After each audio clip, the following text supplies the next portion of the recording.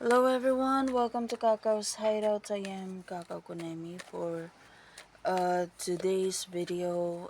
If you have been tagged, this is your free tarot reading video post. However, this may also be resonating with people who are Taurus, Capricorn, and Virgo. So, money. There's something about money, property, household, a new house and lot, or maybe a very expensive purchase na magiging focus mo um, within the next 30 days. So let's see, this may be something connected sa pagpapaganda, like maybe I don't know, maybe meron kang gustong ipagawa, or pwedeng this may also something na you would like to acquire in order to attract more customers or to attract more clients, like maybe I don't know, maybe may office ka, may store ka, ipapa-renovate mo, lalakihan mo yung space, or pwedeng lumipat ka ng bagong bahay, bagong office, bagong store, or pwedeng bibili ka ng malaking lupa para doon ka gumawa ng pabrika ng kung ano mang binibenta mong product. Basta it's very helpful for either your beauty or abundance, or whatever it is na parang mas makakatulong sa goals mo. Now, what do you need to focus on about this is yung mga hidden terms and conditions. Try to dissect and assess the terms and conditions of any contracts, any agreements na kailangan mong pirmahan.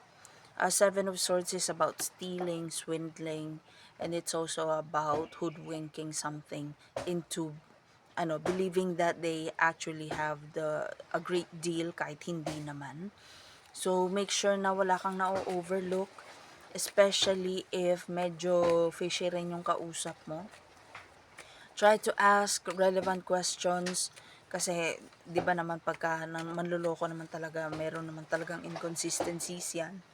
At saka marami kang questions na kung i-compare mo siya sa pro, hindi niya masasagot, pero parang usual nasasagot ng mga hindi nang loloko. Like maraming excuses, i-update na lang kita, wala pa yung documents, wala pa yung pirmahan mo na lang yan kahit wala pa yung abogado. So make sure na you're not doing any of that.